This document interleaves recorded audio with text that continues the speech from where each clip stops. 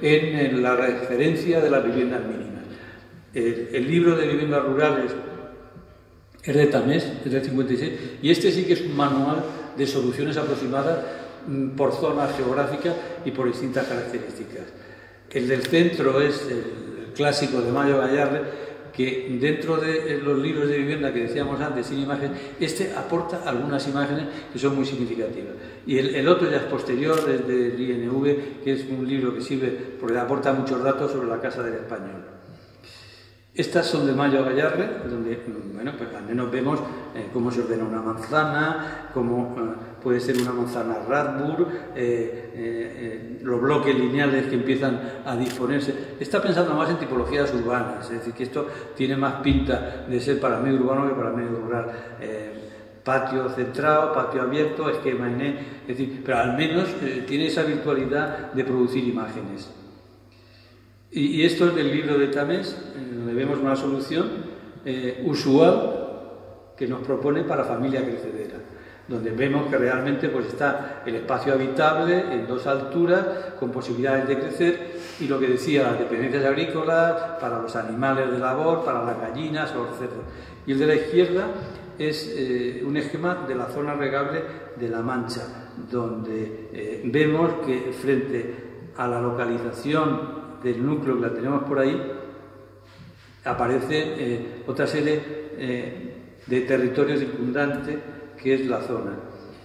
Más vivienda y teoría y práctica, concursos, porque es una época de concursos, en el año 46, vivienda rural en Extremadura, en Andalucía, es decir, que el tema de la vivienda estaba bastante más explorado que los temas de la ordenación. Les sigo pasando imágenes en la Campiña de Cádiz, vivienda para yuntero, porque jugaban con ese tipo de categorías socioprofesionales. Vivienda en Santander, la de la derecha del concurso, vivienda rural en La Mancha, bueno, pues en La Mancha establece esas características, probablemente la de Santander quizás por las cubiertas, y estas sí son viviendas construidas por colonización. La de la izquierda del Trobal, de González Gómez, y la derecha de Beltrán Navarro. También establece esas diferencias por categorías socioprofesionales. Y el golpe que Sartorius da sobre el tema y la importancia de la arquitectura rural. De tal manera que Ignasi Solá Morales, cuando publica la arquitectura de la vivienda en los años de la autarquía, viene a decir que el carácter reflexivo, programático y sistemático en la indagación de la vivienda social, la vivienda mínima, es un tema, decía, puesto al revés del movimiento moderno, porque hemos visto antes que los congresos CIAN batallaban y peleaban por la modernidad a través de ese tipo de soluciones, y aquí lo que viene a decir con toda la razón del mundo es eso, es una modernidad invertida. El carácter territorial de las actuaciones, que es evidente, los planos así nos lo dicen, por los usos agrícolas. Creo que tenemos aquí, el de la izquierda es un poco la puntuación por provincias, y vemos evidentemente que sin darnos cuenta confluyen grandes zonas regables, el Guadiana, parte del Tajo, el Guadalquivir, el Ebro. Aquí se ve, estos planos son del Atlas de Tamames, y el de la derecha da cuenta de todo eso, de las zonas regables, evidentemente, si superponemos, y esto es con posterioridad, veríamos el alcance que tuvo Colina. El de la derecha de Tamés, donde vemos la densidad que se produce. No funciona, así funciona el botoncito. Nos da cuenta, es decir, vemos prácticamente la cuenca del Guadalquivir diseminada del pueblo, el tramo final del Guadiana ya en Badajoz igual, el tramo de Tajo en Cáceres, en la zona de Talavera, y el Ebro, es decir, la importancia de eso. Y aquí a la derecha, cuando hablaba antes de, este también es también del año 88-89, es decir, cómo establece a lo largo de la cuenca del Guadiana los círculos que son núcleos y que van estableciendo ese mosaico que antes veíamos que lo llenaba con un hexágono, aquí lo deja menos. Planos del Plan Badajoz, donde se ve la dimensión territorial, es decir, no es solo la actuación, por lo tanto, del pueblo en sí, vegas altas, vegas bajas, la comparativa de estos dos gráficos del Plan Badajoz, y son los esquemas que el trabajo del 88 Tamés de algunos pueblos nos propone, reflejando el sistema de circulación. El de la derecha mira al río, este de aquí, el segundo, por la izquierda, es Esquivel de Alejandro de la Sota, que son reconocibles. Y en base a eso, yo tengo una cartografía que me fui levantando, donde, bueno, vemos la diversidad. Incluso en un intento, una propuesta que me hicieron en la Escuela de Caminos, tratando de buscar una taxonomía clasificatoria, yo veía que no se podía llegar a ninguna parte. Les comento rápidamente. A la izquierda, Cañada del Agra de Fernández del Amo, Alera a la derecha, 62-60 de Borovio en Zaragoza, Casal de Miajada de Ayuso y Entre Ríos de Alejandro de la Sota, que es este de la izquierda. Esquivel, lo hemos visto antes, del 52, del 57 Gébora de Arniches en Badajoz, Guadajira de Echegaray también en Badajoz, Marismillas de Hernández en Sevilla, Mira el Río de Fernández del Amo, esta pieza de la derecha que es increíble. El Priorato de Fernández Salva, el Realengo de Fernández del Amo, Vegaviana a la derecha de Fernández del Amo, la Vereda en Jaén también, no en Córdoba, de Fernández del Amo, a la derecha Villalba, que ya lo hemos visto, y San Isidro de Albatera, los dos de Fernández del Amo, del 53 y del 55, Llanos del Sotillo de Corrales, del 56, que es también una experiencia insólita, o Valdegotoa, a la izquierda de Hernández. Unas imágenes que completan esa planimetría que evidentemente no somos capaces de clasificar ni de entender, por más que yo haya tratado. Son evidentemente de matrices de arquitectura orgánica. En esa morfología hay disposiciones celulares, hay disposiciones en abanico, disposiciones reticulares, otras concéntricas, otras topográficas. Estas imágenes aéreas nos pueden dar un poco la pista en Campo Hermoso de Fernández del Amo y el Realengo, en Almería y en Alicante respectivamente, el Torno a la izquierda. Este es de los primitivos, desde el 43, muy reciente, y todavía no tiene los recursos que se irán desplegando en la década de los 50. A la derecha, Estella del Marqués de Cabestany, dos imágenes de Cañada del Agra en Albacete de Fernández del Amo, donde pueden ver ustedes la importancia de la torre de la iglesia. Aquel espacio que decía polivalente llega a adquirir una autonomía formal y arquitectónica impresionante. Detalles menores de Majarromaque en Cádiz, de Los Mirones en Ciudad Real, del Delgado de Robles, y esa potencia inusual en que escapa a cualquier lógica, igual que las prácticas artísticas, como yo las denomino, escapan a la lógica de su asentamiento y de su lugar. Llanos del Sotillo de Corrales y Marismilla de Martínez Fernández. Piensen ustedes que estos son pueblos pequeñitos, de como mucho 100 viviendas, 80 viviendas, y de pronto emerge un elemento prismático con una fuerza simbólica muy por encima de los elementos civiles, y pese a ello tuvieron muchos problemas con autoridades religiosas, como pasó en Ciudad Real, como pasó en Cádiz y como pasó en Córdoba con Fray Albino. Mingo Gil de Ayuso, San Isidro de Albatera de Fernández del Amo, así que seguimos. Hay imágenes que no he traído, pero de pueblos italianos, de lo que decíamos, de los 30, 40, que participan. Lo que pasa es que allí las torres no son de las iglesias, son de los ayuntamientos y de los consistorios. Hernán Cortés de Rosado, a la izquierda, el Realengo de Fernández del Amo. Y un comentario, es decir, como Miguel Centellas hablaba del arte, el arte es un elemento importantísimo. Yo he dedicado a los estudios que se han publicado en el digital de Toledo, Hombre de Palo, la integración de las artes, porque de la mano de Fernández del Amo se producen ese tipo de asuntos.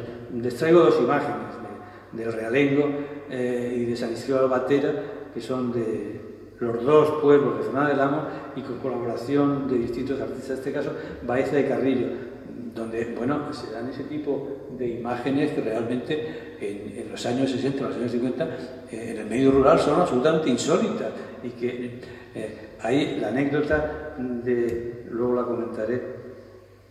Y esto ya es en proximidad, el altar de Umbría de Fresneda, del Delgado de Robles, y una cerámica de Arcadio Blasco, una cosa sorprendente, o esa escalera en Santa Quiteria, que es realmente sorprendente. Yo creo que con esto les doy más dudas que certezas, pero les planteo el universo tal y como yo lo veo. Es un campo de estudios abierto, aunque se va colmatando cada vez más, pero es necesario una ponderación y una valoración del universo arquitectónico. El universo de las prácticas artísticas bien merecería otro ejercicio, y es tan interesante y tan prolijo que sé que Miguel Centellas y Rafael Fernández de Lama, el hijo de José Luis Fernández de Lama, que es también arquitecto, están indagando porque hay unos inventarios de colonización, están tratando de recuperar, por lo menos tener clasificado, porque ha habido pérdidas, deterioros. Aquí hemos tenido recientemente el caso de la rehabilitación del mural cerámico de Pueblo Nuevo del Buyaque, que estuvimos a punto en su momento de involucrar a Arcadio Blasco, porque él se ofrecía. Arcadio falleció, aquello no se produjo más. Sé que la Diputación intervino hace algunos años más en el mural de Villalba de Hernández Monpó. Es decir, que evidentemente son piezas que al estar abandonadas y no cuentan en muchos casos con una defensa patrimonial, Ciudad Real, Villalba sí se declaró conjuntamente con Cañada de Agra, pero en el proceso de declaración nos tiramos la friolera de 10 años. 10 años para declarar BIC, cuando realmente no había limitación. Y recientemente hace algunos años ya, le pusieron una placa del Docomomo, que me dijeron que la robaron y han tenido que reponer. La placa del Docomomo es el reconocimiento de ese elemento de arquitectura. Bueno, pues este es el universo de colonización que yo quería transmitirles. Muchas gracias.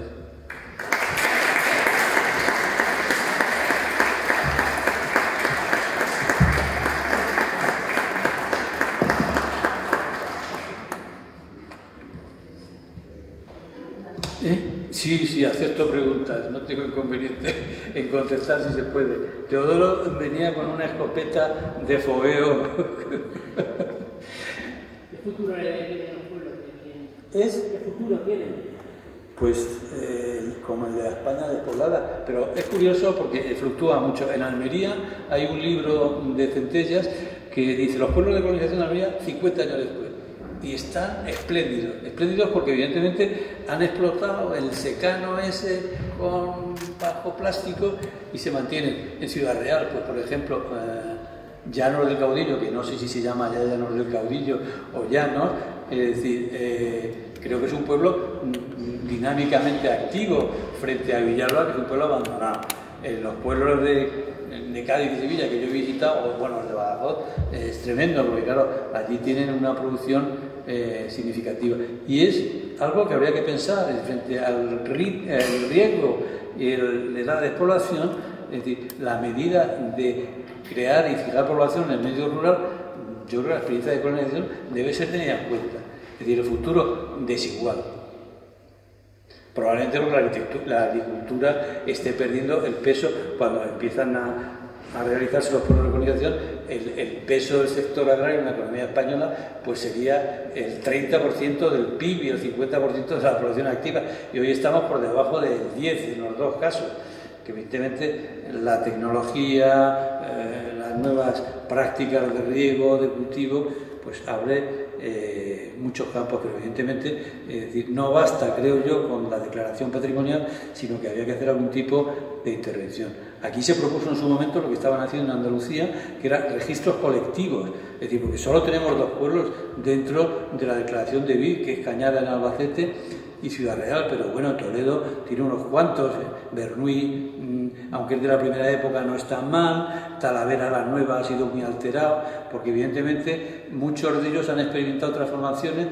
Tú mismo conoces, hemos visto, en Villalba de Calatrava, Fernández de Lamo llega a diseñar una teja específica poligonal, que yo conservo una, no sé por qué, pero tengo una teja de esas, que es, entonces bueno, pues esas tejas van desapareciendo y están poniendo cubiertas de chapa. O, es decir, son pueblos blancos fundamentalmente, con textura rugosa y tal, y se están transformando porque evidentemente es decir, es lo que hay. Si se abandonan, se conservan mejor. Si tienen riqueza y tienen población, al final acaban transformándose en algo que los individualiza las viviendas y pierde el sentido colectivo de agrupar. Pero pero independientemente de que las viviendas estén o no, es decir, las iglesias, el inventario de obras, es decir, el Via Crucis de Pablo Serrano, está en un museo de arte contemporáneo, y el retablo que se ha traído porque se lo llevaron. La anécdota que le comentaba es que cuando fue obispo Hervás y Benet a bendecir la iglesia, pues le pareció que no era cristiano aquel retablo, entonces se cogió un rebote diciendo que no bendecía aquello. Imagino el follón. Esto me lo contaba José María Oñate, que ha fallecido recientemente y que fue ingeniero de colonización. Entonces, pues me imagino que los responsables de colonización hablarían con Fernández del Amo para ver qué solución le podían dar al retablo. El retablo, me parece que lo que hizo Pablo Serrano fue cambiar la policromía por blanco y negro. Y entonces volvió de nuevo Juan Hervás y Benet y dijo aquello famoso que no está hecho la iglesia al servicio del arte, sino el arte al servicio de la iglesia, y se negó en redondo. Y yo no sé si ese espacio está homologado, si dicen misa, porque claro, si no fue bendecido, es decir, probablemente no puedan decir misa. Y eso mismo es lo que pasó en Algallarín, en Córdoba, con Fray Albino. En Algallarín yo creo que es la única intervención de Manolo Millares, un mural en el presbiterio de la iglesia, y llegó Fray Albino, que era el obispo de Córdoba. No es que se negara, sino que dijo que había que desmontarlo, y evidentemente aquello lo taparon. Y otra anécdota de estas características es en la Barca de la Florida. En la Barca de la Florida yo creo que era Valdivieso el que había hecho algo, y lo mismo, el obispo de Jerez dijo que no bendecía la iglesia, y porque el Valdivieso, según me contaban a mí, tenía relaciones con el cardenal Segura, que todavía estaba en Sevilla, y entonces resolvió el asunto in extremis. Que eso es un tema muy curioso, es decir, cómo es posible que los espacios religiosos asuman un protagonismo de arte abstracto en el medio rural. El artículo de, ¿cómo se llama la periodista esa que escribió sobre lo de colonización? Bueno, publicó en Cambio 16 un artículo que se llama Artistas infiltrados en los pueblos de Franco, rojos, ateos y comunistas. Pues ni eran rojos ni eran ateos. Yo una vez estuve con José Luis Sánchez. José Luis Sánchez es un escultor que tiene algunas piezas en colonización, fuera su mujer Jacqueline Canivet, ceramista, y entonces José Luis Sánchez decía, ¿qué os decían los colonos? Dice que con esas imágenes no podían rezar. Claro, los Cristos y esas vírgenes, evidentemente, fue un reto fundamentalmente promovido por Fernández del Amo. Fernández del Amo, en palabras de su hijo Rafael, no sé si es farol o exageración, en su casa, dice, se fundó el grupo El Paso. Lo conocía a toda esta gente. Claro, si fue director del Museo de Arte Moderno, estaba en contacto con esta gente y no tuvo ningún problema en incorporarlos a todos los proyectos de arte religioso. Muy bueno.